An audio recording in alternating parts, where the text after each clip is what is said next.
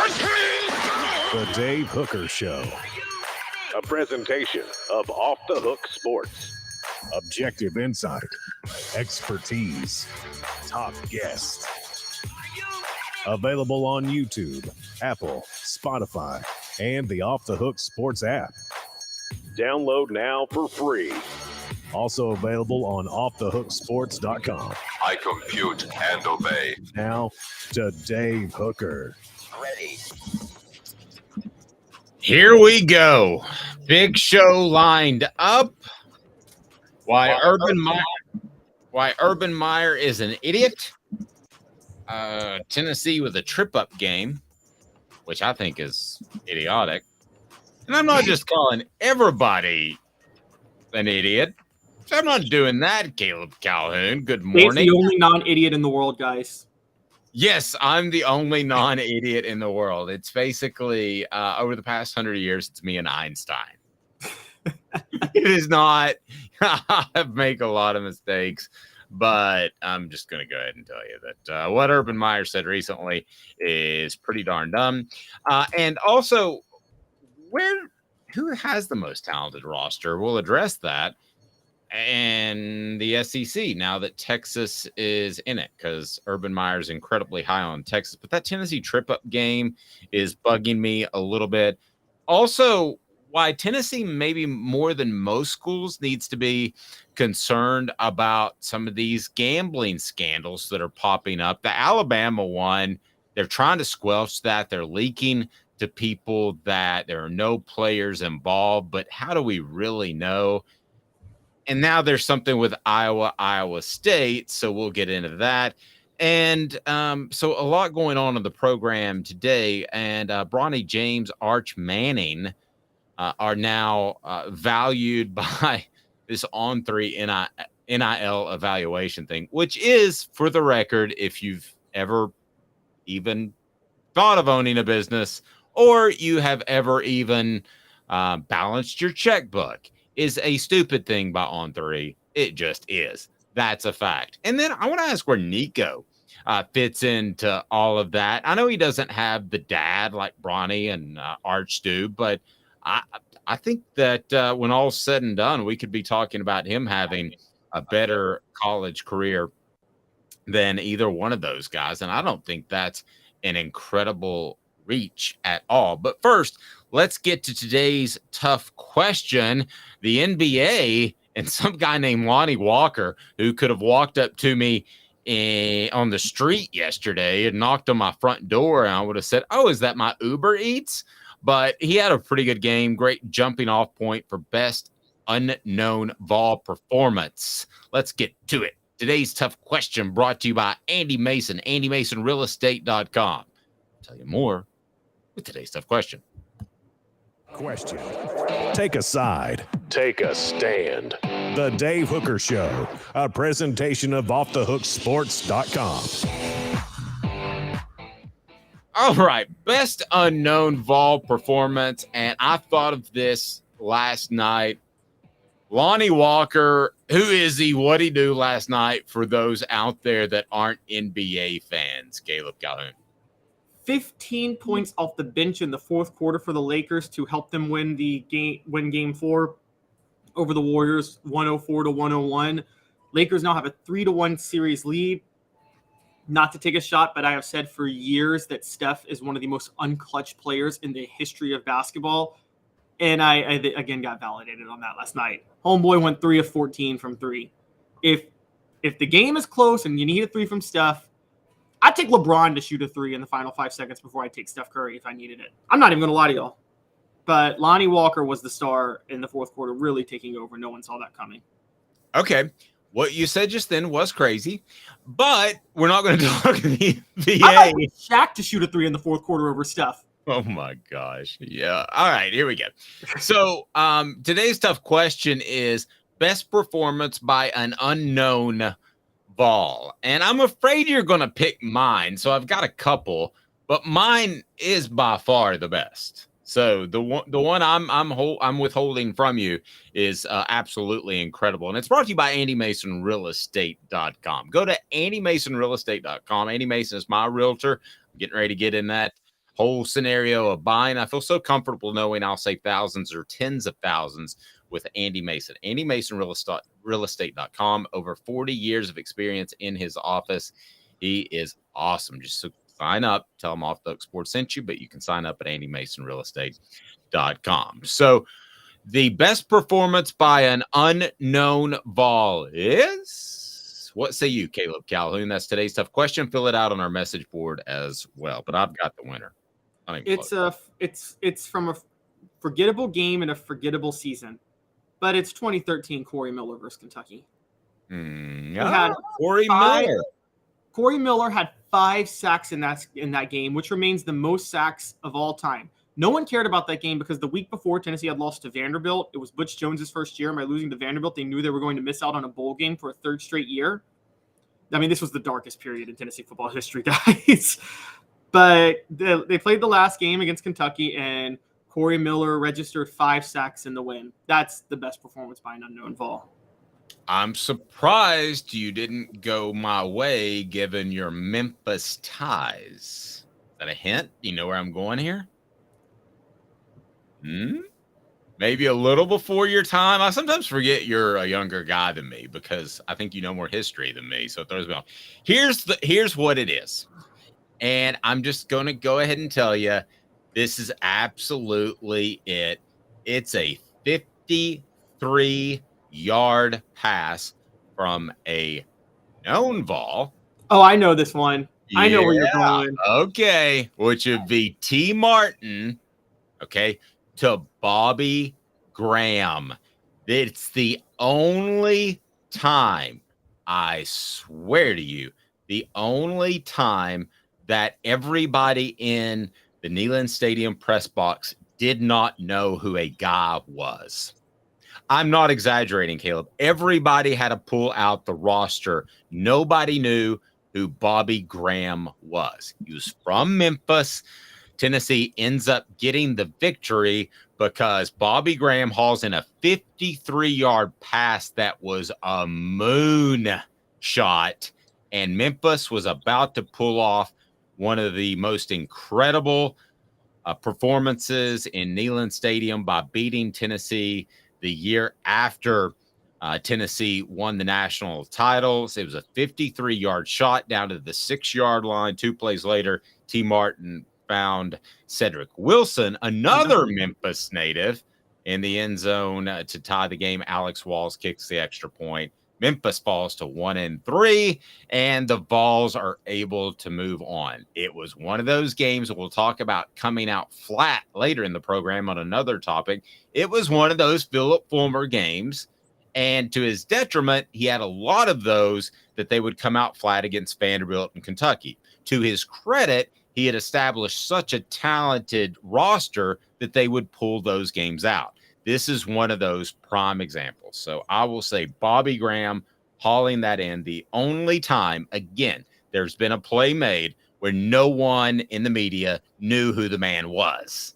No exaggeration. Nobody said, "Oh, that's Bobby Graham." Everybody says, "Who's that?" And we literally all had to look at our rosters to find out who Bobby Graham was. The funny thing about that Memphis team is that may be the best 5-6 non-Power 5 team of all time. I don't know if you know this, but if you want to do the research on that. No, I know the research. I actually remember that year. If you remember when Tennessee played Memphis, they won 17-16. If you remember, Memphis was 1-2 going into that game. You know what their 2 losses were? I don't.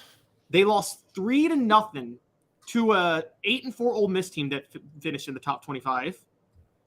And then they lost 13-10 to a Mississippi State team that went 10-2 that year and finished in the top 10. Those were their first 2 losses that year. And then they go and play Tennessee. It was the Rip Scherer era. Rip Scherer was the coach of the Tigers at the time, and they were a dominating defense consistently. They just never had an offense. But going into that game, you kind of could see Tennessee maybe flat because Memphis was very dangerous, and Tennessee had just lost to Florida in a heartbreaker. They had Auburn the next week. I will give you that might have been the greatest play in Tennessee football history. I can't go greatest performance, though. I mean, Bobby Graham didn't even catch the game-winning touchdown. No, because Tennessee had lost that game if he doesn't make that play, and it wasn't even a great throw, and he was well covered. So I'm gonna hold true to what I got. You That's do know the Bobby greatest. Graham. That's not even Bobby Graham's most memorable game. No, it is too. No, 2001 Florida, he had 7 catches in that game. Okay, I don't care. They lose to Memphis the year after winning a national title early in the year, and they lose to Memphis without that play. And don't forget, that's just 3 years after Memphis upset Tennessee. So everybody thought that going into that game that Tennessee would be motivated to pound the Tigers into the ground and prove that they're the better program, and that didn't happen. And it was a game that felt lost by Tennessee. I mean, there are times where you're covering a team and you think to yourself, they have just lost that game. It was an absolute moonshot. For some reason, they couldn't move the ball at all. And if not for that play, you would agree, right? If not for that play, Tennessee loses that game. Yeah, I agree. What play was more significant to beating Memphis, though? Because here's the crazy part. The very next year, Tennessee almost loses to Memphis again in Memphis. And Memphis is up 17-16 with less than a minute to go. Everybody's certain Memphis has just won the game. And then Leonard Scott reels off a huge return to set up an Alex Walls game-winning field goal. Yeah, and it's funny you bring up Corey Miller and the 5 sacks. Honestly, I'd forgotten that he had 5 sacks, and he was one of the players that was involved in the great escape in the night, so to speak, when Lane Kiffin was gone, because he was a part of that class. And basically, the fact that he was a midterm enrollee, but he had gotten to Tennessee and spent the night on campus. And that at the time was a rule. If you spent the night on campus as a midterm enrollee, you don't really sign anything as a midterm enrollee. But if you spend the night on campus, I don't know if that's still the rule, but at the time he spent the night on campus. So he was a Vol, and he couldn't get out of it without sitting out a year. This is before the transfer rules. But his teammate, whose name escapes me, his high school teammate, did not make that trip, did not drive with Corey because he was packing up his stuff, got halfway to Tennessee, heard about Lane Kiffin bolting, and turned around and went back the other way. And I think he ended up at Southern California. So Corey Miller was this close to not even having that game and not being a Vol. How strange is that? That's wild, but then that disproves what we thought about. So Ed Orgeron didn't even know what he was doing when he was calling the players, telling them not to go to class, because it didn't matter if they went to class. It mattered if they spent the night. Let me tell you something about. You're right, he didn't. Let me tell you something about that. Of course, Ed Orgeron will get it wrong when he's trying to be shady. Let me tell you something about that 24-hour period. He didn't know what he was doing. Lane didn't largely know what he was doing. Monty Giffen sure as heck didn't know what he was doing. I remember talking to him. He goes, I don't know why everybody's so upset. I didn't know the rules. No, I mean, it was 24 hours of pure ignorance. I mean, they shouldn't have. They even held a press conference for a departing coach. Mike Hamilton was meeting with a DirecTV guy in Colorado when he got the phone call. So it was all that. Everybody was ignorant, and ignorant doesn't mean stupid. It means uninformed. And which is why you always turn to Ed Orgeron to be the calming force in those situations. And he's already in LA making phone calls trying to talk him out of it. It was, yeah. The hook is what he always used to say. It was ignorance across the board. Nobody was well informed in those 24 hours, and I include myself in that. It was absolutely bizarro. But yeah, Corey Miller was that close to. I think he was going to go to North Carolina instead. He tried to get out of it, but couldn't. Be sure and hit that like button so we can bring more people in. If you haven't subscribed to this point, you need to, and turn your notification on, because Celebrate 98 is a thing and it's happening. We're going to drop it tonight. As a matter of fact, it'll be Eric Westmoreland will be our first guest, and then we'll have more later this week. So, yeah, he was that close to not being a Vol at all. Corey Miller was. So, real question: going back to this like performance by an unknown Vol, because this could be not an unknown Lonnie Walker, but this could be Lonnie Walker's breakout game, which, as you know, is different. The game that makes you emerge into a star. Not saying it will be, but there are two. I want to see if you're going to get it right, Gabe. There are only two answers in terms of who had the greatest breakout game for a Vol. Okay. I'm trying to think off the top of my head. So could they could have played before, right? They could have played before, but the real thing, what makes this difference from the unknown Vols is like they became basically a star after this game on a consistent basis. Okay, what do you got? I'm interested to see which direction you go here because you feel strongly about two. So lay it on me, brother. All right, one of them is 2001 Kelly Washington versus LSU. To this day is the school record for receiving yards in a game. Didn't really catch anything before that game. Okay, and do you remember at the end of that game that he had gotten criticism for pointing to the stands? He was pointing to his mom, and people said he was showboating. And an offensive lineman at the time came up to me and said, "Man, we don't even touch the ball, and here he is showboating. He's just been here for a couple months." But do you remember after those performances, he specifically went around and patted the offensive lineman on the head and was less demonstrative than he was? I did not know that. No, yeah, he did. He went out of his way and like smoothed everything over. Then he smacked his head and had a neck injury against Georgia. So people always remember him as a bad guy. He was trying to improve his image after that. So yeah, that's a good one. That's a good one. What else you got? Biggest breakout ball? Because I have the best one. The other one is after arguably the great who would have become the greatest running back in Tennessee football history suffered what became a career-ending injury. Tony Thompson comes in, and in Tony Thompson, 220 yards. I was at that game. My stepdad took.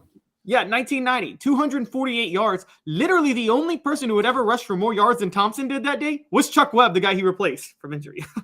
Yeah, and you're like, God, this guy's every bit as good. He wasn't. He wasn't as good as Chuck Webb. Chuck Webb, I think, was one of the most talented tailbacks that I'd have ever seen. All right, so those are your two. We got a whole new segment here as we freelance a little bit. Mine is, though, more significant than either of your two.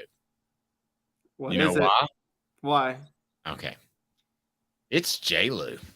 It's Jamal Lewis against Houston. 13 carries, 135 yards. Wait, Houston? Don't you mean Ole Miss?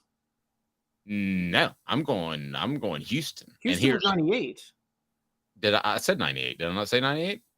Oh yeah, I'm sorry. I wouldn't. Okay, I'm surprised that was a breakout game. You call that, but okay. Okay, here's why I call that. Well, okay, sorry. Excuse me. The year it was 90. My goodness, I'm getting a little twisted and turned around here. His first year, he didn't play against Florida, and Mark Levine played. So help me with that. I got my years twisted up. The week after the Florida game, in which Mark Levine played, and then it was Jamal Lewis who had a big breakout game. So it was significant in that everybody said, "Why didn't you play that guy last week?" Well, he wasn't good in pass pro, but that was his breakout game. Can you help me on? That was 90. That was 97 versus Ole Miss. Okay, 97 Ole Miss. You're right. So 97 Ole Miss. Sorry, seen a lot of football games. But that would be my biggest breakout performance. But I don't know that there's any others that compete. If you want to throw one on the message board, feel free. That even really compete with that. Now, if you want to stretch it a little bit, how about Hendon Hooker going from good to great on the national stage against Alabama? But that's not a breakout game, really. I guess it was a breakout from good to incredible, right? If I were to do Hendon Hooker, and there's a good one, it would be it's the game that Josh Heupel ignores because he says the Kentucky game of 2021 was the defining moment. No, the Missouri game of 2021 was. And I would say Hooker in the Missouri game, I'm pulling up the stats now. He threw for 225 yards and 3 touchdowns, and then he ran for 80 yards and another touchdown and led Tennessee to a 62-24 win. Missouri was favored in that game. And so I think that would – but the breakout game for a quarterback is probably Josh Dobbs' 2014 South Carolina. where South Carolina had a 2-touchdown lead and Dobbs led them back he scored 2 touchdowns in 3 minutes and had 5 total touchdowns and over 300 yards in the game. Okay, now Travis says on our message board, Travis Stevens. I don't remember him having a breakout game. I remember him being a lot like Tony Thompson in that he was there when needed because Tennessee, you thought, was going to take a major step down at running back with Thompson and Stevens, and they didn't. I don't remember a breakout game. Do you? No, I don't remember a breakout game. Particularly, we have to remember when Jamal Lewis first went down in 98, Travis Stevens and Travis Henry were splitting reps at first, and then Travis Henry kind of emerged as the main running back because all due respect to Travis Stevens, a great, loyal guy, but Travis Stevens was not as good as Travis Henry or Jamal Lewis. He just wasn't. No, yeah, exactly. I don't remember a breakout game. Travis on our message board, maybe you can help us with that. The other one that can I pick a breakout throw? Okay. All right. So a breakout throw. There was a guy who he went on to do pretty good things, but he was thrown into the fire at UCLA. He was not ready.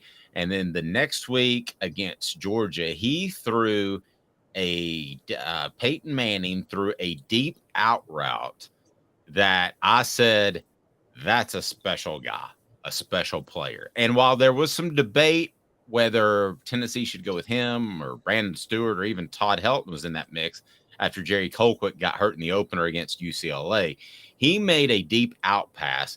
And I still remember, I remember Mike Keith, who was hosting Sports Talk at the time, saying that was the type of pass that changed the way you perceive Peyton Manning.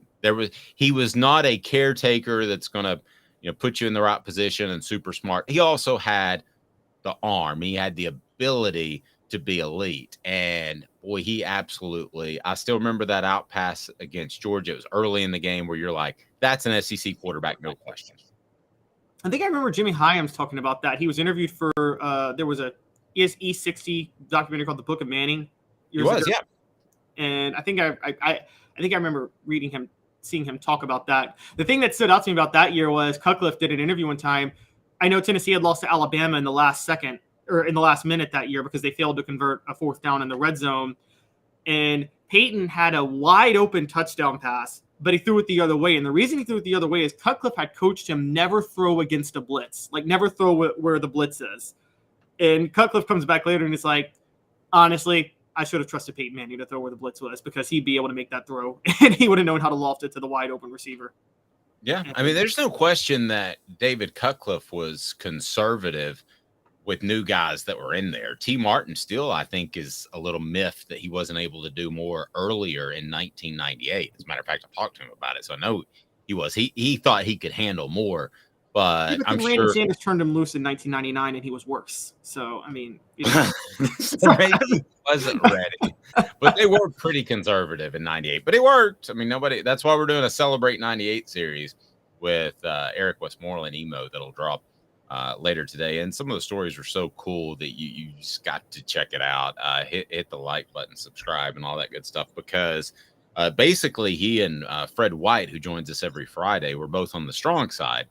And they would freelance. Their chemistry was so good. And you listened to that too, because I wanted to get your thoughts on it. But he freelanced. They would be able to freelance as to who is going to blitz, who is going to attack the box because they knew each other and they were so incredibly smart. So that's that chemistry, the type of thing that you're going to get from the Celebrate 98 series. So I still am not completely sure of Lonnie Walker's backstory, but it led us to the breakout Vol, and it also led us to best unknown Vol performance. So a couple of good talking points there. And I don't like calling people in the media not smart. I just don't. I mean, that's what I'm in the media. I don't like that. I don't like getting tit for tat. But when they are a former coach, yes, I will do that. And I'm going to tell you right after this who's just incredibly dumb. and it just blows me away. He's Caleb Calhoun. I'm Dave Hooker. This is a presentation of Off the Hook Sports, the guy who put his foot in his mouth and he doesn't even know it because he's not bright, or at least he's ignorant or something. I'm not going to make excuses for him. I'll get Caleb's thoughts in 2 minutes. And Craving Wings South North Shore location, where we've heard people say that you can get the best wings in East Tennessee. Pero ¿quién es este? El número 87, Jacob Warren. I'll just do 6 of my sauce 87, please. Imposible, señorita. Dale 6 más. Look at these wings. Perfectas, deliciosas, fantásticas. Man, I don't know what you're saying, but it sounds awesome. How do you say fresh, never frozen in Spanish? Frescas, nunca congeladas. Make your way to Craving Wings and get you 6 más. But what was funny about Cadis, we were a full continuum of care at that time. We had detox, we had inpatient, we had outpatient. So we were doing a lot of the things that we do now. But now we just do them so much better. It's really a simple program, but we're complicated people. I am what I am, and now I got to do something about it. You can take your life back. Call Cadis today. Got cataracts? We can fix that. Never miss another moment. With a little help from Doctors Campbell, Cunningham, Taylor, and Hahn at cctis.com. Do you want to own the more that owns every job? Then get to Vassey Lawn and Garden in Cleveland and get you a Toro. I'm David Vassey, here to talk to you about Toro. With a Toro Zero Turn, you'll get more out of every minute and you'll reach the finish line faster. At Vassey's, we like to say, no matter if you're mowing 3 acres a week or 11 lawns a day, homeowners and business owners alike find confidence in equipment they can trust from top to bottom. Vassey Lawn and Garden, Highway 60 North in Cleveland. Man alive, it's worth the drive. Our family has been creating jewelry since 1986, each piece unique with a story all its own. I'm Rick Terry with Rick Terry Jewelry Designs. I'm a jeweler, and I want to be your jeweler. We're grateful that you chose us to be Knoxville's best jeweler. My family and staff look forward to serving you. So please come see us. Kingston Pike and Campbell Station Road in the heart of Farragut and downtown on Gay Street, right next to the Tennessee Theater. Who's this guy? Hello, who is it? The Dave Hooker Show, Who? a presentation of Off the Hook Sports. What? YouTube, Apple, Spotify, and the free Off the Hook Sports app. Back to Dave Hooker. So Urban Meyer is doing his Fox Sports thing, which is, I guess, good because he's not running an NFL team into the ground, and he is not dancing with other women at his nightclub. I guess that's better. You know, that seems like an improvement. But saying stupid stuff is not really that great either. So here's what Urban Meyer had to say in a recent interview. He said, quote, I think Texas, you didn't mention them in this interview, but don't sleep on Texas this year. I was talking to Ohio State Associate Athletic Director Mark Pantoni, and I was talking to the recruiting director at Ohio State. Man for man, roster against roster, it's hard to say Texas doesn't have the best roster in college football. Let me repeat that last part. It's hard to say Texas doesn't have the best roster in college football. Let me give it a shot. Texas doesn't have the best roster in college football. How dumb of a statement is this on a scale of 1 to 10, Caleb Calhoun? Or do you agree? No, I don't agree. It's at a 12. But more importantly, look, Urban Meyer, we know, is a sociopath.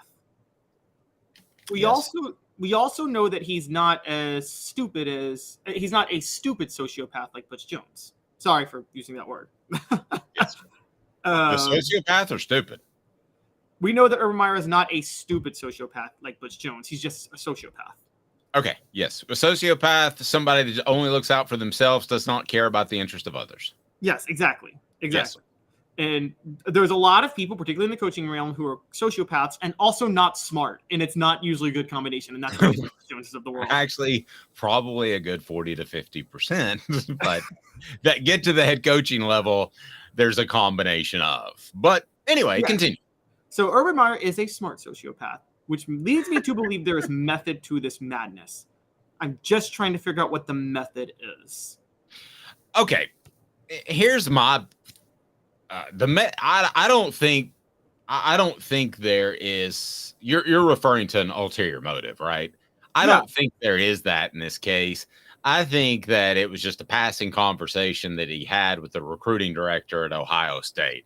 I think it's a conversation he said where Texas is doing a good job, and they got Arch Manning, and not Texas was number 3 in recruiting in this past recruiting cycle, so fine. That's fine. You heard that from your recruiting director.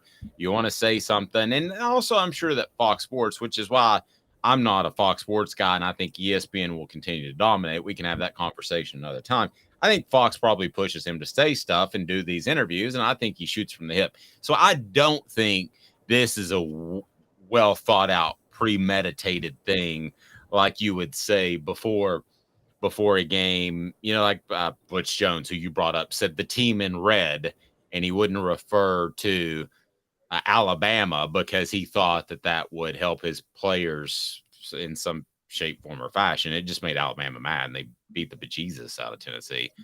But there was an ulterior motive there. I don't believe there is in this case, Caleb. And I see what you're saying. Most oftentimes there would be.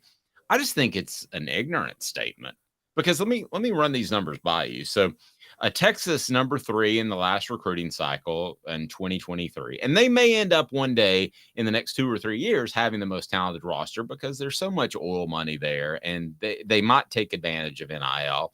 I would certainly think so. I don't think they're at the forefront of the top 10 teams taking advantage of NIL from what I'm told, but they're right there. But Alabama had the number 1 class in 2023. Georgia had the number 2 class. So Texas is not on Alabama and Georgia's level because Texas had the number 5 class in 2022. Now, I'm referring to classes most recently and classes that will affect the upcoming season. Alabama, number 3 in 2022. That's higher. Georgia in 2023 was number 2. So I'm going to run down one more year. 2021, those are the guys that are expected to contribute. Texas was number 15. And in 2021, Alabama number 1, Georgia was number 4. And then in 2020, if you want to go back further, Texas was 8, Alabama number 2, Georgia number 1. There is no way that Texas has one of the most talented rosters in the nation. They have one of the most talented, but there's no way that they have the most talented roster. It's just not even close. Mr. Jones says shooting from the hip is far less accurate than using the sights. Wow, he's a shooter. I like that. All right, so you're absolutely right. I do think this was shooting from the hip and just plain ignorant and dumb. No, okay. Look. Give me a reason. Oh, I got the reason. Okay. Urban Meyer wants to trigger a Steve Sarkisian firing. Oh, job. Okay. I thought he was okay. All right, that's pretty good. Kudos to Caleb. You win the star on your paper award. That's pretty good. Okay, so I could see that. I thought he had just pretty much that he was resolved to the fact that he's not going to be a coach again. But yes. Okay, so he's raising the stakes on Steve Sarkisian so that he can get the Texas job. I think Urban Meyer would have been highly interested in the USC job before they hired Lincoln Riley. I really do think he would have wanted that job. Urban Meyer is the ultimate cut and run coach when things get a little tough, and then find as good of job that's perfectly positioned to be great somewhere else. Okay. And that's a big time kudos to Caleb, because I usually see angles pretty good, I think, and I didn't see that, so kudos to Caleb on that one. By the way, in terms of roster, the best roster for the record, if it wasn't for quarterback, it would be. Or you want to do 4 downs, don't you? Oh yeah, I want to get to that. First, I was going to give you a love. Oh, sorry. Very good job, Caleb. I did not see that one coming at all. I didn't see that. I thought he was just fine with not coaching anymore, that he's proven he's kind of adult, and he's got the TV gig. So good job on that one. I didn't even see that, way out of left field. So, and he's snakish enough just to try to get another coach fired for himself. He's that type of a snake. Oh, yeah. No question. The sun's going to come up tomorrow. That's just an obvious statement. City Heat and Air Conditioning, cityheatandair.com brings you 4 downs. Integrity matters. You may not need a whole new unit when it gets hot and yours has trouble. You may just need a part, may need some coolant. That's why City Heating and Air Conditioning will take care of you. They bring you 4 downs right now. Integrity matters to City Heating and Air Conditioning. It does not to Urban Meyer. 4 downs. 4 questions. 4 answers.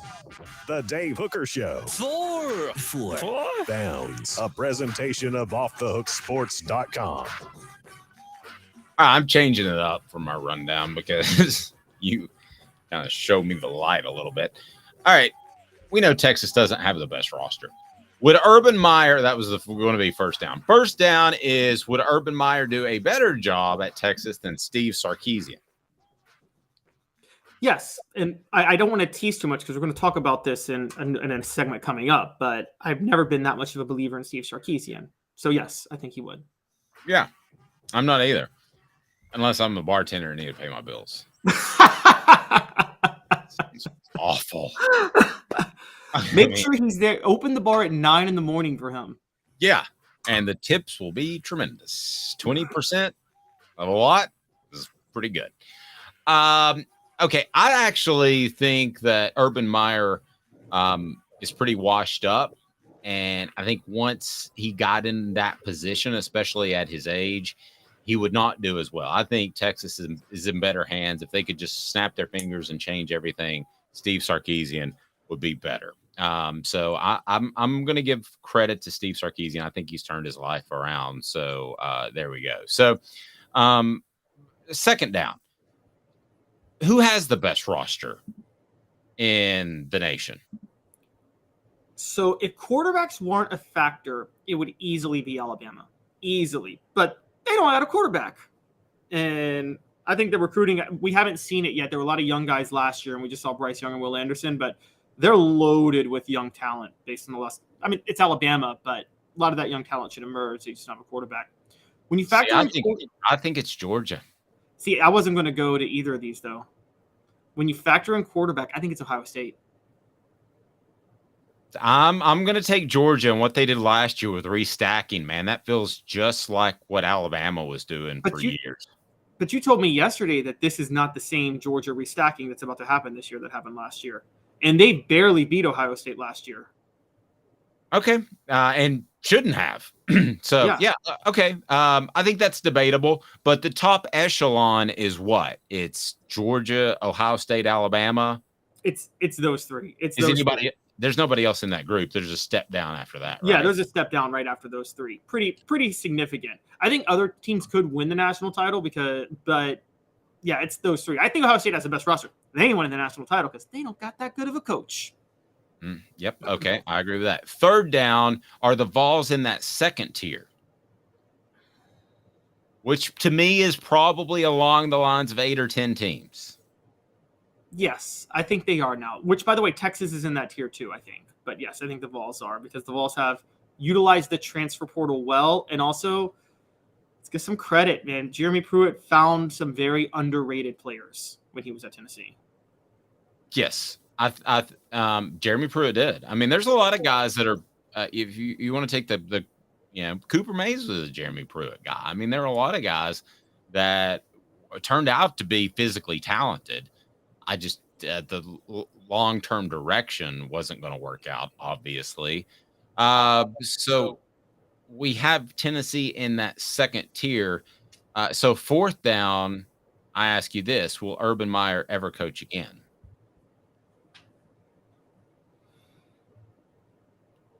Boy, I got you on that one. No, and I will tell you why. I'm not saying there's not a school that would take him. There's not a school that Urban Meyer would want to go to that would take him.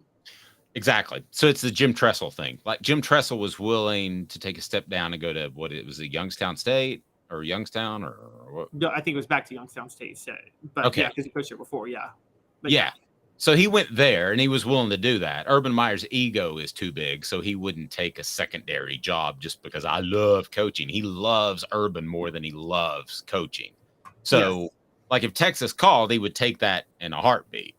Heck, if Florida called back, he'd take that in a heartbeat. He would take one of the top 10 to 15. I don't even know that he would take a top 10 to 15 job. I think that he would have to have a top 5 job. And believe that he could compete for championships very, very quick. How old is he again? I think he's pushing 60, but I don't think he's like 58. If you can fact check that for me, he's not 58. No, yeah, you got it right. Yeah, he's not gonna. I mean, I don't think he would go. He certainly wouldn't go to Utah again. Ohio State was ready-made when he left Florida. Florida has so much talent, but listen, Texas has a lot of talent. The state of Florida has a lot of talent, and he knew he could win there.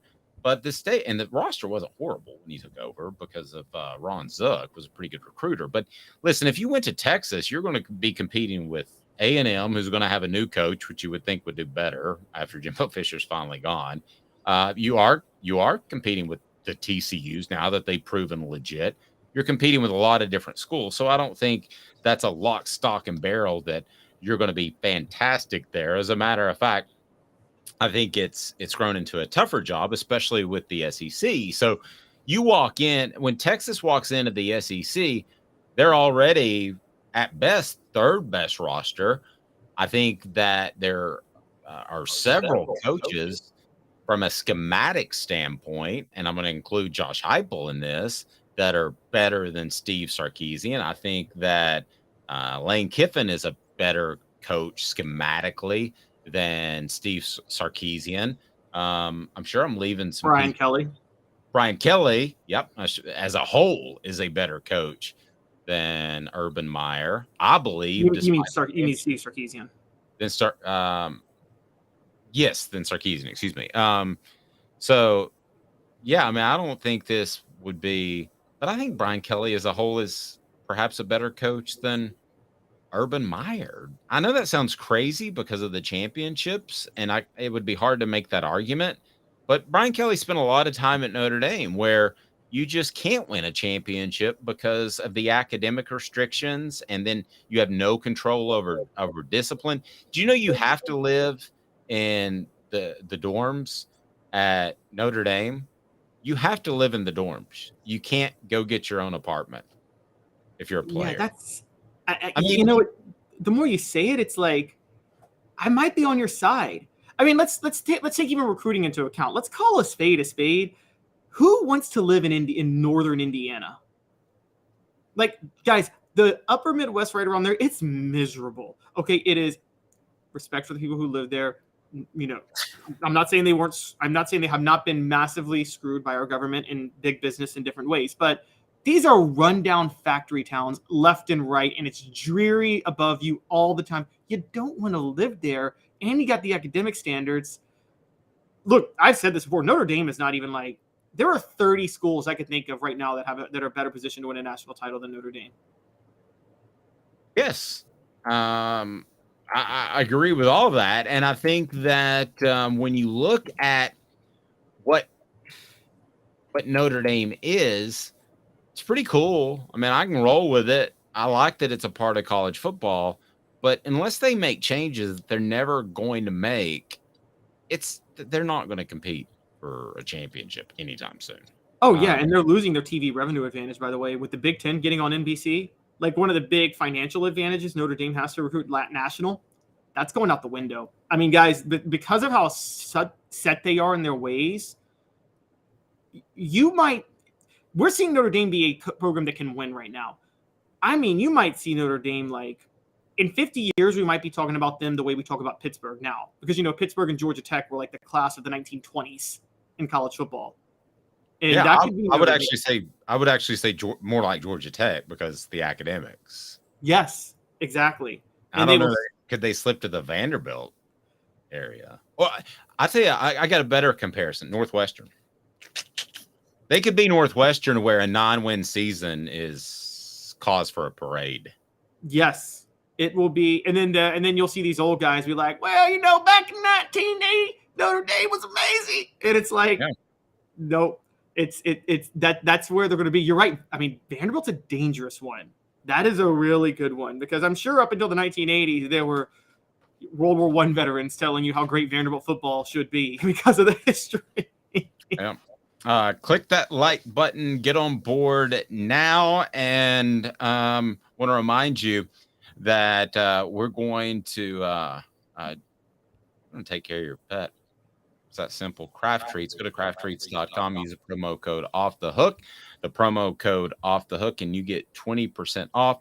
They have the CBD chill pills that'll help with your pet's arthritis, will help with your pet's digestive issues. My pet takes it, my dog, dogs and cats. So crafttreats.com. Again, crafttreats.com. It's time for What the H, and it's brought to you by crafttreats.com. Again, crafttreats.com. And use the promo code Off the Hook to get your 20% off. So here we go. What the H? What the? What was he thinking? Release the hounds. The Dave Hooker Show. Keep cool. A presentation of offthehooksports.com. So this, bizarro. And I don't get this. A college football news said the Tennessee Vols letdown game or sandwich game is the University of Texas San Antonio, September the 23rd. They say, quote, watch out, UTSA has the makeup, the veteran quarterback in Frank Harris, and the attitude to walk into Knoxville and screw everything up. This comes right after the Vols go to Florida. We talked about how Philip Fulmer's teams would have those letdown games. Here's why I don't think you should be concerned about letdown games against far lesser opponents. Obviously, South Carolina was better than we all thought and put things together at the right time. But talent level, it wasn't a world of difference. UTSA is a world of difference. You don't have to worry about those games anymore because Josh Heupel's offense is going to put them on the ropes pretty quickly. So we talked about the Memphis game earlier, Memphis games, plural, Vanderbilt, Kentucky, which Tennessee would sometimes play lackluster games against. I don't think that's going to happen anymore against programs that just simply don't have the type of talent. So I don't get this at all. I think UTSA, regardless of what happens, win or loss in Gainesville, I think Tennessee pounds the brakes off the University of Texas San Antonio. I don't care if they've got a veteran quarterback or not. Yeah, they are outside of the Power 5 plus, I say, the 6 fringe, which I think of the fringe conference is the American Athletic Conference. And it's not Power 5, but it's better than all the other Group of 5 conferences. So the other 4 conferences of the Group of 5, I would say Texas San Antonio may be the best of those teams. And so I think they're looking at, because it's sandwiched between Florida, and they'll be circling South Carolina to beat the brakes off them. Tennessee's, they're saying this could be a trap team because they have won the Conference USA 2 years in a row. I'm making their case for a minute, just because they've won the Conference USA 2 years in a row. They're 23-5 the last 2 years, and they return a veteran quarterback. So this is going to be the best Group of 4 team this year, maybe even Group of 5. This may be the Group of 5 team that gets to the New Year's 6 this year. I mean, just to put that out there. They could be that good. I don't think anybody looks beyond the American or the Mountain West typically for that top Group of 5 team. I don't see Conference USA Sunbelt getting there. But if one ever breaks through, this year's Texas San Antonio team would be the one that breaks through. Yeah, I don't understand the University of Texas San Antonio argument at all. I think there are probably 2 more trap games that fall on the schedule. And I understand everybody's trying to get attention and clicks, but this would not even be in my question is, it would be, I didn't get this at all. So the question is, okay, some of these games that we might call trap games, they may not call trap games because they would call them toss-ups. Like, again, for me, the biggest trap game, and I think for you too, the most dangerous game for Tennessee this year is Kentucky. I mean dangerous. I mean a game where they could lose that they shouldn't lose. where they'll be favored. Yeah, they'll be favored by a touchdown plus. Let's set that as the parameter. Okay, so yes, Kentucky, but I could make a bigger argument for Texas A&M. I mean, and I think they're going to pound Texas A&M, but I could make a better argument for Texas A&M being one of those games than UTSA, because they wouldn't consider A&M a trap game. Well, they would consider that a toss-up. But okay, but with Kentucky's as much of a Kentucky's more of a toss-up than Texas A&M. That may be why they didn't include Kentucky either. That may be why they put Texas San Antonio. I mean, I'm with you. Like, me and you know this, but yeah, I'm not. Yeah. Like the average college football fan. I mean, me and you know, and regular SEC fans should know that Tennessee would be should pound Texas A&M and should beat Kentucky. I don't know if national media understands the subtle nuanced differences between those schools right now and where they're at. Yep. I guess that's fair. I mean, if I had to do this for every school, and they did do it for like every Power 5 school, I mean, I would have some bad ones in there, but don't worry about UTSA. Mark that down. And if you want to timestamp that in your head and we want to go back, something happens and it ends up being less than 14 points, I'll eat crow and be glad to do it, but I don't think that's going to happen. Texas A&M, let me make the argument for that. You and I both think they're going to Tennessee will handle Texas A&M. They have an off week before, so they're going to handle Texas A&M. But let me just make the argument that they could be sky high if they're undefeated at that point. If they beat Florida and South Carolina, Texas A&M is a little bit more of an unknown opponent, and then you've got Alabama the next week. So we're both kind of playing devil's advocate with ourselves, but that's a better argument to me than UTSA, is it not?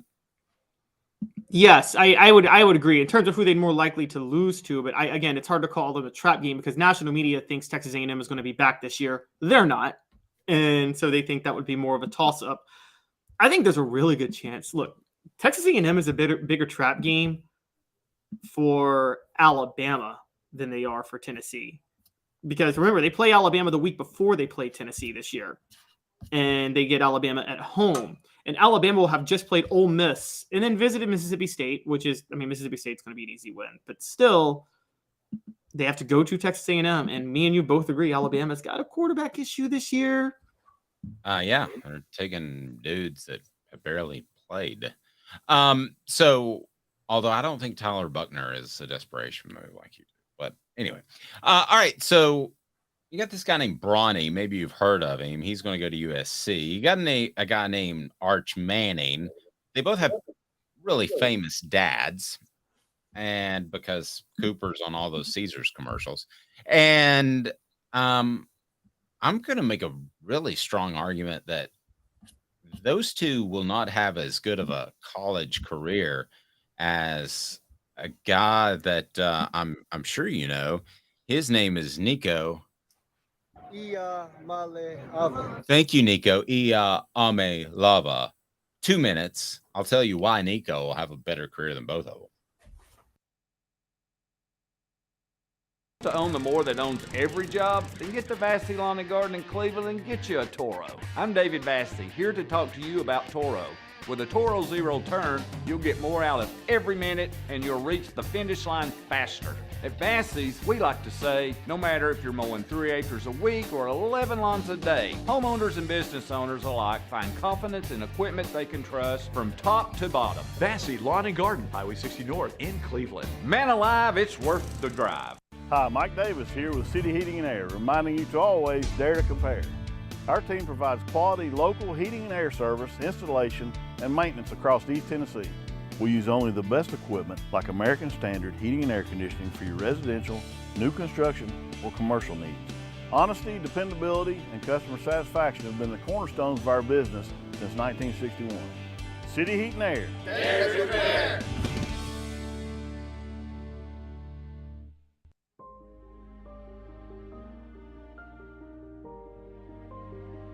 Our family has been creating one-of-a-kind pieces of jewelry in West Knoxville since 1986. Each piece is a combination of unique processes that bring your idea to life. Every day in our shop, a truly special item with a story all its own is being manufactured in our facility, bringing the history and family sentiment into a whole new generation of life. We're grateful that you chose us to be Knoxville's best jeweler, a title that we value and respect. Because to me, being a jeweler and owning a jewelry store are not the same thing. I'm Rick Terry. I'm a jeweler, and we want to be your jeweler. Kingston Pike and Campbell Station Road in the heart of Farragut, and downtown on Gay Street right next to the Tennessee Theater. With all that sun, sand, and salt water, the beach is a very relaxing place. Unless you wear contacts. Ow! Open your eyes to the best the beach has to offer with LASIK vision correction from Campbell Cunningham Laser Center. What's up, everybody? This is University of Tennessee tight end Jacob Warren, proud to announce that I'll be working with Craven Wings again this season. And I want you to give your all and try my signature sauce, Sauce 87, at either of the Craven Wings 2 locations, Chapman Highway in Seymour and South North Shore Drive at the Markets of Choto. When you're craving wings, it's gotta be Craven Wings. Online at cravenwings.com.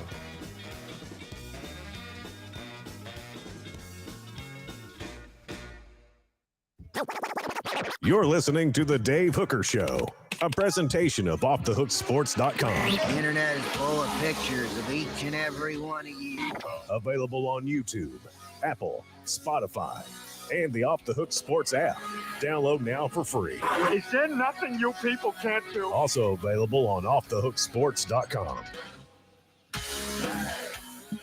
Another NBA tie-in, and no, I'm not going to break down the playoffs, but you got Bronny James, LeBron's son, going to Southern California. Arch Manning, as we know, going to Texas. Famous dads. And who has the better career? I'm going to go ahead and tell you why Nico is going to have the better career than both of them. Better college career.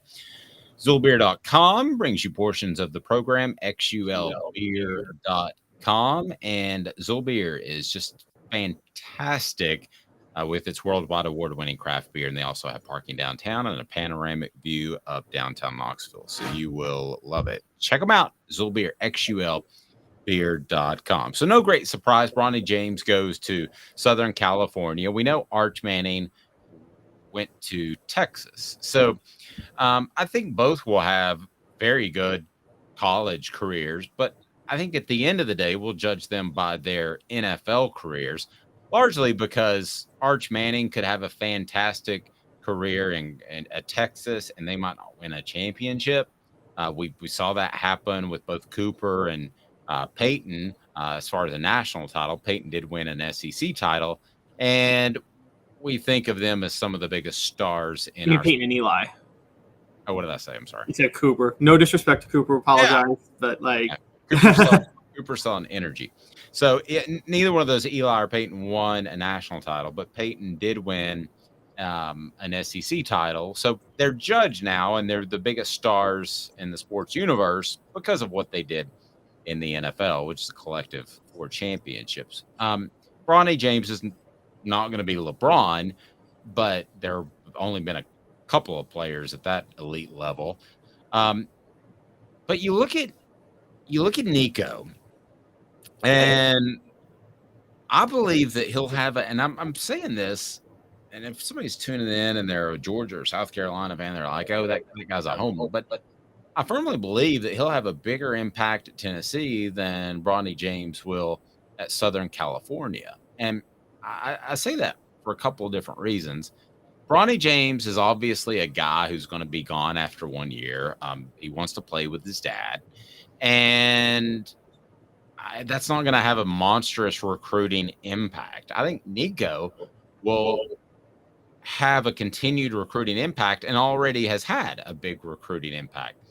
Why I think Nico will have a better college career than Arch Manning is because I think Josh Heupel is on the front edge of a really good trend in the way he runs his offense. I also think, as Caleb's pointed out, he was tailor-made to fit this offense and his skill and his ability. So Arch Manning could go on to have a better NFL career than Nico. I don't know. I mean, that's a long ways down the line, but I don't even think it's close. I think Nico has a bigger impact on the Vols and will have a better overall career than either Bronny or Arch. Am I crazy, Caleb, to say that? No, I actually agree with you. Let's start with this. Give me your thoughts. Better college career, just Bronny versus Arch first. Who has the better college career? Forget NBA. Well, I'm a little bit surprised of what I've heard from people that Arch didn't have a spring in which he's firmly in the quarterback competition. And some of that's been said publicly, but some of that's kind of behind the scenes as well. So I would rather take 2 years.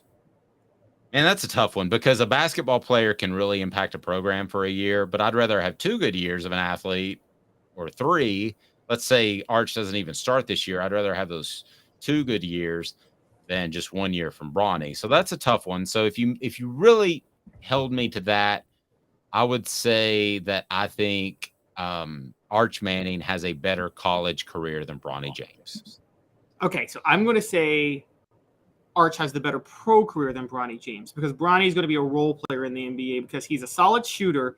Great, he's going to be a great shooter, and he's very athletic. Not as good of a passer as LeBron, and he's 7 inches shorter. He shouldn't have gotten a 5-star rating. He was a 4-star guard. He's not a 5-star. I can't believe 247 Sports Composite upped him to a 5-star. Mm-hmm. He is going to play for Andy Enfield, who is a really good coach, and USC returns everybody. I mean, everybody. Plus, they got a top 3 recruiting class.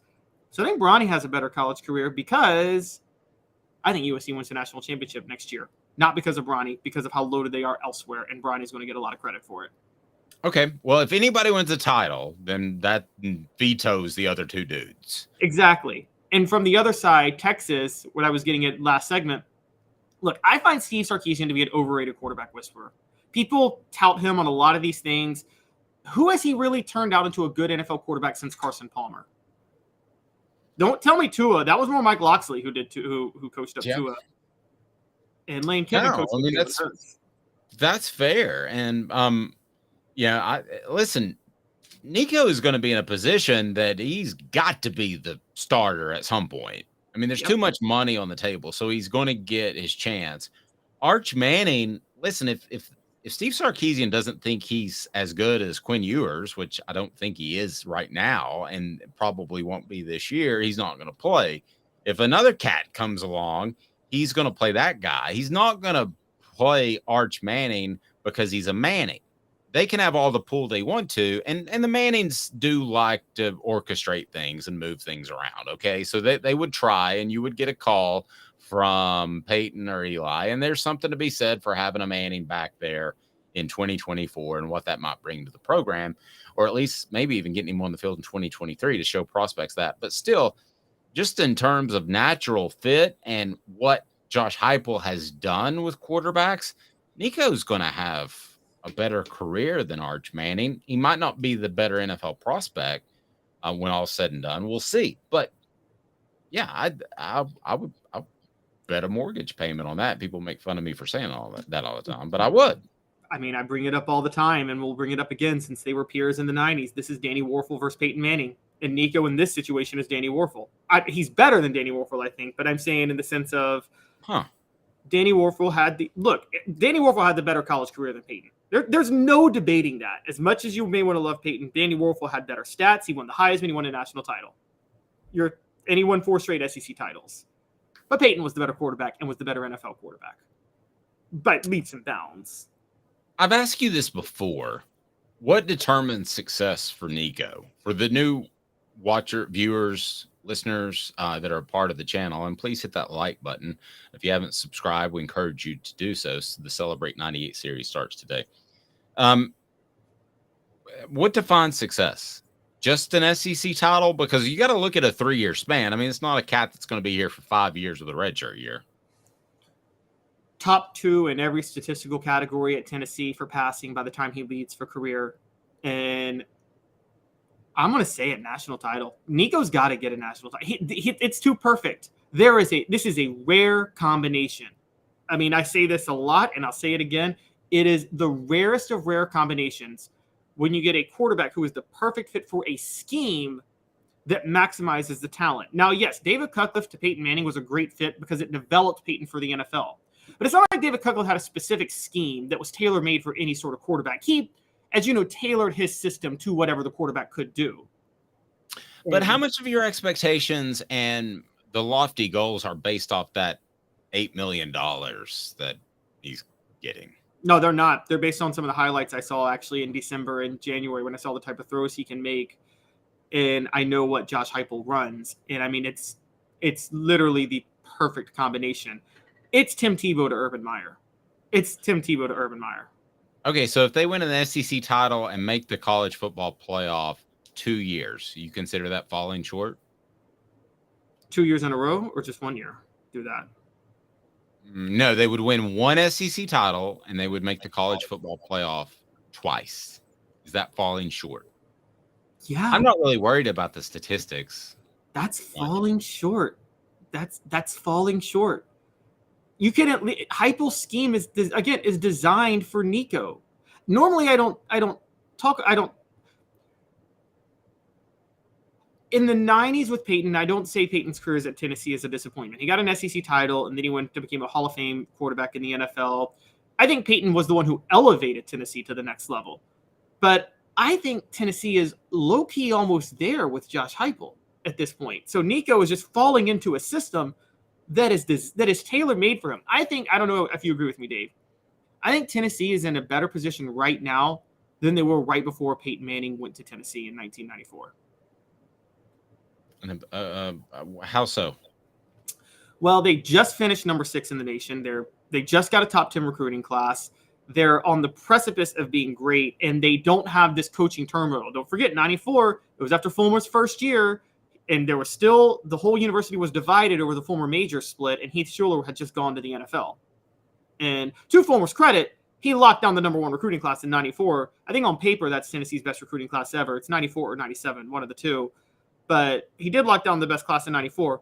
But Peyton Manning was a reason that was the best class in 94. Well, I don't have quite as lofty of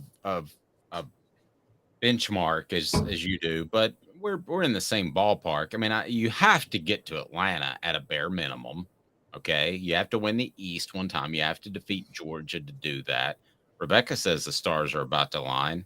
They align every day at 10 a.m. weekdays on Off the Hook Sports. But so it's me and Caleb. You have to make it to the bare minimum to me is you have to make it to Atlanta. You have to win the East. Again, we're talking about a 3-year time span, and he might not play this year. So we're talking about a 2-year time span. So that to me is really tough to say you have to win a national title. The stats don't mean anything to me because they're already going to shorten the game a little bit, probably by possession, because they're not going to stop the clock after first downs anymore, except the last 2 minutes. So I'm not necessarily worried about the stats as much, but you just have to win. You have to win a championship. You have to win an SEC title, or you're going to look back and say Nico was not all that. It's tough to put on a young man. I hate that. You know, my son's 18. I wouldn't want that type of pressure on his shoulders. But that's just a fact. Elias points out we're talking about a 12-team playoff era. I'll go this far. If he doesn't, if they miss the playoffs 1 year with Nico as their starting quarterback, then I would argue that that's a failure. I know Giannis Antetokounmpo recently talked about is this season a failure because you didn't get that far. If you've got 2 years in a 12-team playoff and you miss it once based off where Tennessee is, I think that career could be deemed a failure. And that sounds harsh, but I think fair. Yeah, I agree. And success is relative to the state of the program and things like that at the time. I will say this. If you look at Nico as a draft pick, if he don't win an SEC title, it's given what he's going to, that's kind of, or if he doesn't make the college football playoff 1 of the 2 years, that's kind of like, those one and done athletes in college basketball that don't make the NCAA tournament. And I'm one of those, and I know you're an Allen Houston defender, but I'm one of those guys where I'm like, if you're a transcendent star worthy of a top 5 draft pick in the NBA, you're good enough by yourself with me and Dave as your second and third best players to get that team to the NCAA tournament. Maybe not win a game, maybe not go any further, but you by yourself can get a team to the NCAA tournament in college basketball. I don't know when I became a Houston defender. I just think he's a really good shooter. You tried. I criticized him for never getting Tennessee to the tournament. And, okay. And well, no, that's okay. Well, I would too. I mean, he didn't play a lick of defense. But he's still a good player. D says, Caleb, you are being a tad unreasonable. Anything short of a national championship is tough. Really tough. So many variables can and will come into play. 21 other guys have to play a huge role. Yeah, I think that's asking a lot, man. A lot of things got to break your way. When you got not always, not when you get the situation that you're in right now with Nico to Heupel. Again, this is Tebow to Meyer. This is Warfel to Warfel to Spurrier is overrated because, quite honestly, Shane Matthews, Rex Grossman, any other quarterback could have probably won the national title in '96 with that system, and it wasn't figured out at the time. But it's Tommy Frazier to Tom Osborne, Tim Tebow to Urban Meyer. Think of it. What's another system, like a system offense that won a national title? I'm trying to think of one in my head. But you mentioned I was going to go Frazier. You beat me to the punch on that one. Yeah. So yeah, Tommy Frazier in a lot of ways is a lot like Nico. He was custom made for that offense. Exactly.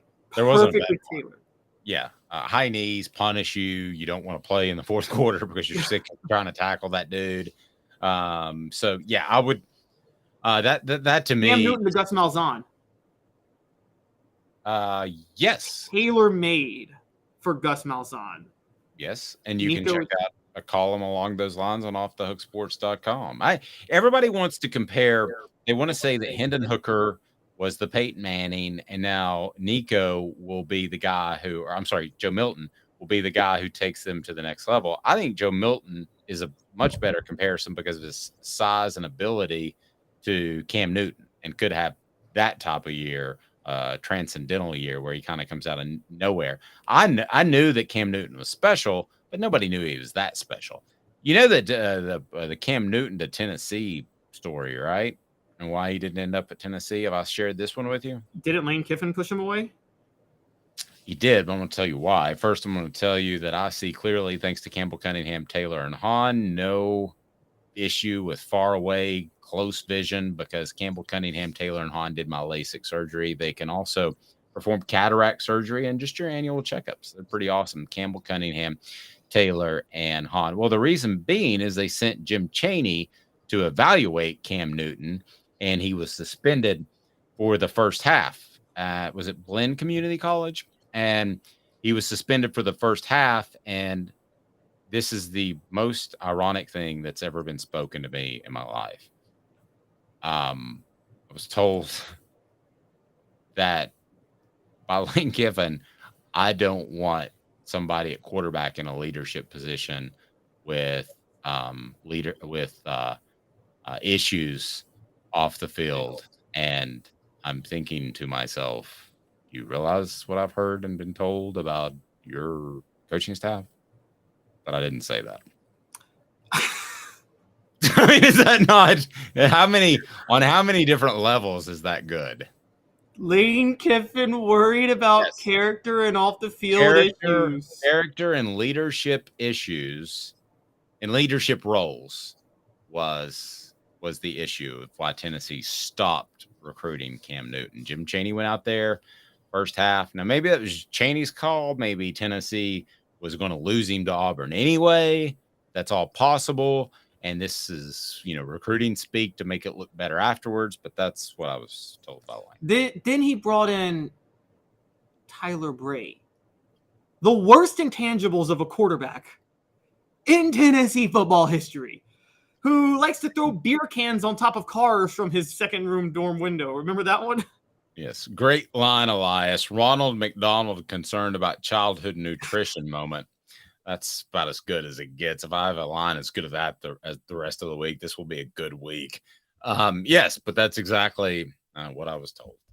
So, nevertheless, Cam Newton could have been a ball and things might have been way different. I don't know. Does Lane stay if he's got a Cam Newton? I mean, I don't know. A lot of different. The beach. He was married at the time, and his wife wanted the beach. Let's call it what it is. I don't know. And he loved those beach girls at the time. He was that guy. Do you ever watch Summer House, not Summer House, Flip or Flop? No. Okay, But I wouldn't have flopped away from Layla, I'll tell you that. There's this California used to be couple. This guy was married to this pretty hot blonde, and they flipped homes. They worked on flipping homes and making money, and it's on HGTV. Well, they got divorced. Guy got remarried. He's been dating a couple of women in between. All your typical California blondes. It's like, this dude's got a type. I mean, I'm like, I feel like that was Lane Kiffin. Ouch. There's a there's another scandal. I think his type is mid-20s. There's another scandal, a gambling scandal that appears to be happening with Iowa State. So why does this affect Tennessee? I want to get into that. Let me give you a little bit of background for those of you that are younger and not seedy. So the thing that you have to know about Knoxville that a lot of people don't, before gambling gambling's always been illegal, but before it became legal, Knoxville was known as a gambling hotbed. There were all kinds of poker rooms. I know a friend that ran one. It was known as every other corner. There's a secret poker room that starts about midnight and lasts till 5 a.m. So Knoxville was known. Gambling slips were everywhere. I played my first parlay when I was 20 years old. So Knoxville is known for that. So Caleb, I don't know if you have statistics to that, but Tennessee is one of the highest gambling states in the union. You can tell when Tennessee's number gets moved. A lot of times it'll come out. People will bet so highly on Tennessee that it'll move the number. So this is scary. I think for Tennessee more than a lot of other schools. And now we've seen it with Alabama baseball. Alabama is also known as one of the schools that'll move the number because of their gambling. So here's the thing that's scary about gambling being legal is that I almost guarantee you that one player's already been approached at several SEC schools. So tell me about what's happening at Iowa State and why Tennessee fans should keep an eye on that. And I think you should also keep an eye on the Alabama baseball situation. We're going to have a special guest from Alabama to talk about that situation tomorrow. We've got that lined up. But I don't think that one's done either. And I think Tennessee, more than a lot of other schools, needs to be concerned about the easy access to gambling, Caleb. So what's going on at Iowa State? So it's Iowa and Iowa State, both schools. So Iowa, let's start with them.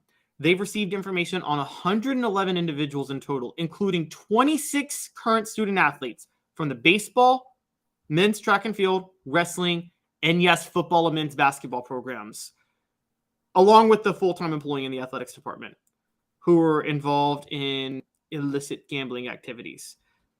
Iowa State has 15 student athletes across all sports, which also includes football, that are being suspected of wagering allegations that go against NCAA rules.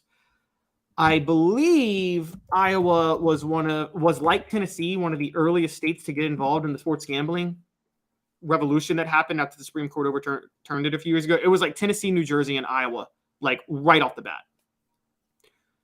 And so we're talking over 40 athletes alone at two different schools. That includes players on the football teams who have been suspected or suspended due to gambling, due to illicit wagers not allowed by the NCAA. If that's happening in Iowa, it can easily happen at Tennessee, where, like you said, sports gambling is much, much more widespread and is a big problem. It's funny you bring that up with Knoxville. I got a little history on my own. Memphis at the turn of the 20th century, in like 1900, about 1910. You've been to the Liberty Bowl, right? Unfortunately. So right over there, there used to be these fairgrounds and this little amusement park, but there's this Coliseum, and right across the street there was this grassy patch. That used to be the site of the most popular horse racing event in the nation. It was the Tennessee Derby. It competed with the Kentucky Derby until Tennessee outlawed sports gambling. And it obviously killed the Tennessee Derby, and it doesn't exist anymore. And they tore down the horse racing track. But for a century, there has been a thirst for sports gambling in Tennessee. It's a big part. It was a big part of the state culture until it was outlawed. It's probably why they outlawed it, because maybe Tennessee was one of the states where they took it a little bit too far. And so I'm thinking you're right. Now in Tennessee, it's a real issue. Tennessee's got three professional major league sports teams. They might get a fourth soon in baseball. They got a pretty famous NASCAR track just an hour and a half east of Knoxville. NASCAR is about to embrace gambling to try to help themselves get a little more popular.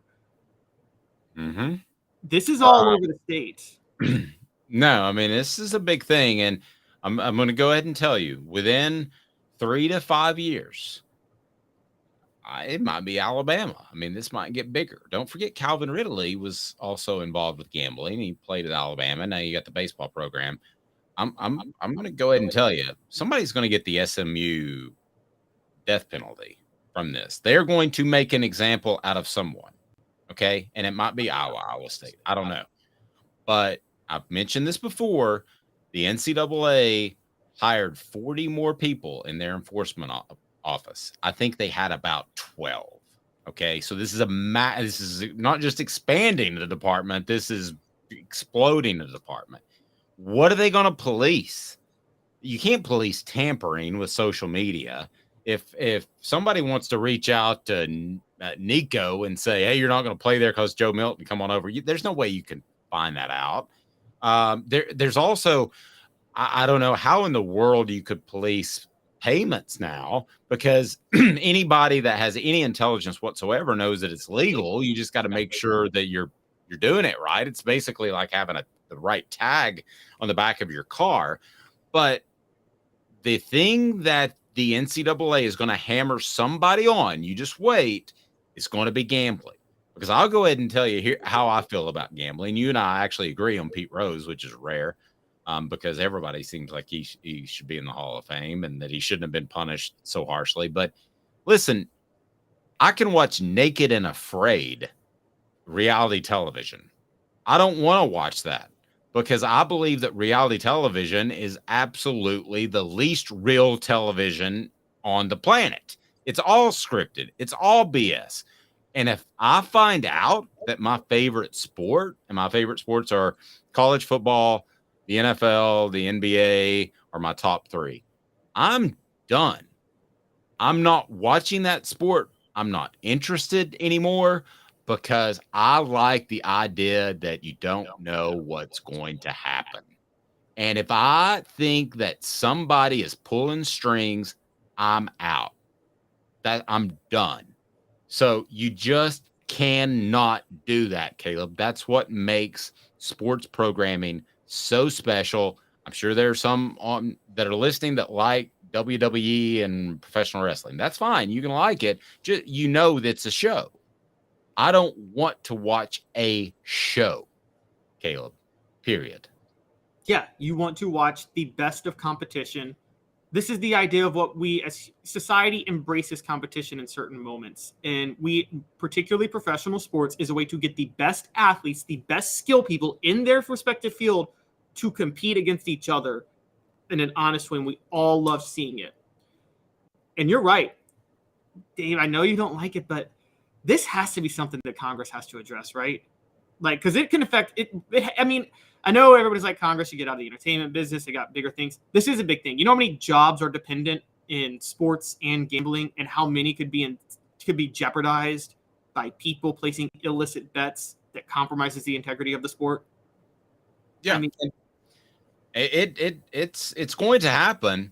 I'm telling you, somebody's going to get hammered, and they might try to find an SMU, a smaller school that doesn't have as big of an impact. But if this stuff at Alabama or Iowa blows up, then you might have to make them the example. You don't want to make Alabama the example. And as far as wrestling, ask if I don't like wrestling. I don't dislike wrestling. I just don't have enough time to add anything else to my plate. Yeah. And then Mr. Jones said, it's still real to me.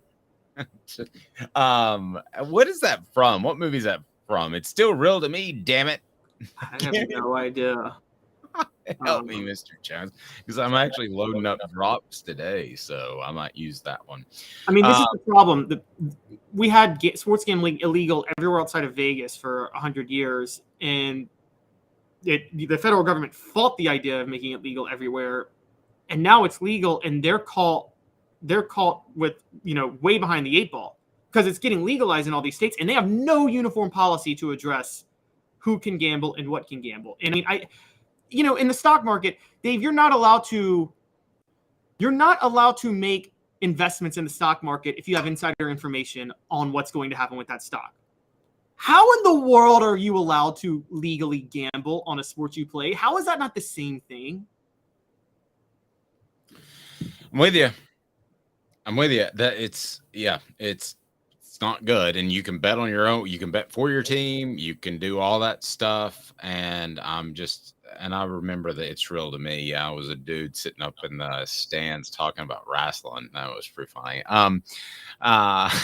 That's going to be a drop later today. So tomorrow on the program, we'll be joined by a very special guest because I do want to dig into this a little bit more. And because I'm not sure that this is done. For Alabama fans that tune in, I hope for your sake that it's done, but I'm not sure. So Drew DeArmond will join us tomorrow. He covers Alabama, and I look forward to that because this Alabama thing and this Iowa thing, it's got legs, kids. I told you that last week when stuff has continued to come out. And so far, Alabama's stance on it has been to leak information to like Andy Staples, who I like a lot, but to leak information that no players were involved. Why don't you come out with a statement that says no players involved?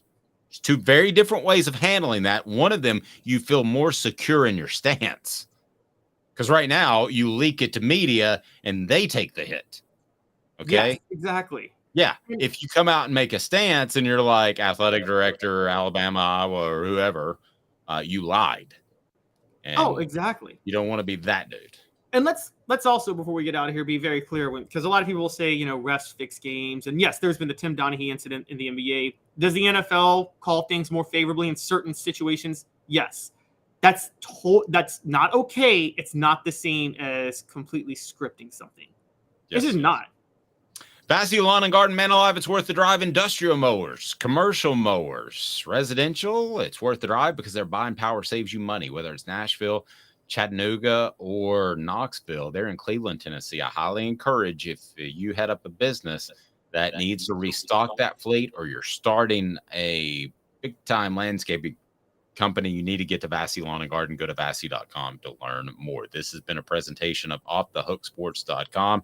We will talk some gambling issue with Greg DeArmond tomorrow, and also he will give you a great insight as to recruiting at Alabama. Is Tennessee now on par with Alabama and Georgia? He does a great job covering recruiting, and we will have our Celebrate 98 series, the first one, Emo. That's pretty awesome. Eric Westmoreland.